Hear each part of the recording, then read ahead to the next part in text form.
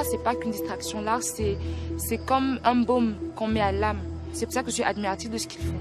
Donc, je rêve qu'ils aillent le plus loin possible. Je rêve que tout le monde puisse profiter de ce qu'ils font. Qu'ils aillent partout, dans le moindre village africain qu'il y a.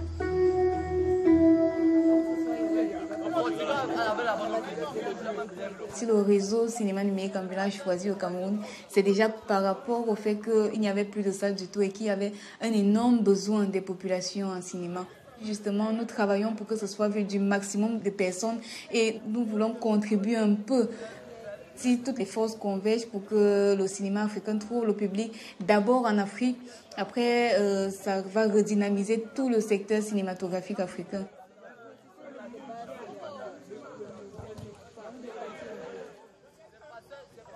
Ce soir, nous diffusons à l'Université catholique, qui est l'une des plus grandes universités d'Afrique. Depuis le mois de novembre 2013, nous avons initié cette projection mensuelle pour donner l'opportunité aux étudiants de cet établissement d'avoir accès au meilleur du cinéma africain.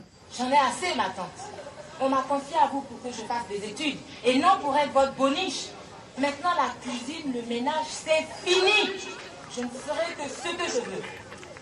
Le cinéma, c'est pour tout le monde. Il faut aussi que les populations rurales puissent avoir accès à ce genre de divertissement.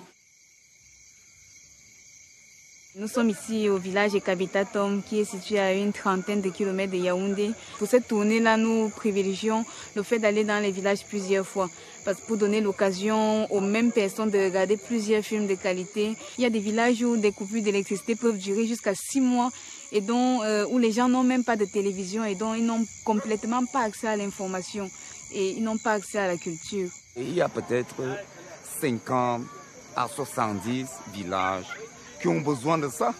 Moi, j'aime découvrir les choses de mon village d'abord. Les images qui se passaient là, c'était les images de ce village. Maintenant, on va regarder le long métrage de la soirée. Le titre du film, c'est La Pirogue. Le film nous parle de l'immigration clandestine. Je vous souhaite bonne projection et retrouvons-nous après le film.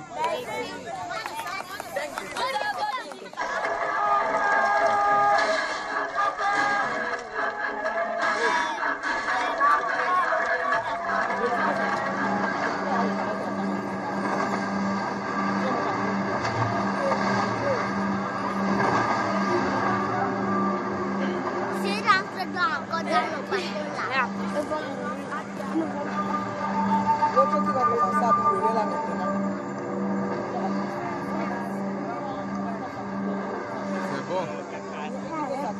Ils sont bien, j'étais sous la mer alors. Hey, il avait sauté. Quand on voit notre Afrique à travers derrière l'objectif d'une caméra, ça change les choses. On se dit, alors c'est à ça qu'on ressemble vraiment, c'est l'image qu'on donne. Je découvre qu'il y a des Africains qui ont fait tellement de beaux films que c'est incroyable. On était habitués à regarder Jet Li, Jackie Chan. On a du mal à croire que des gens peuvent faire des films aussi beaux.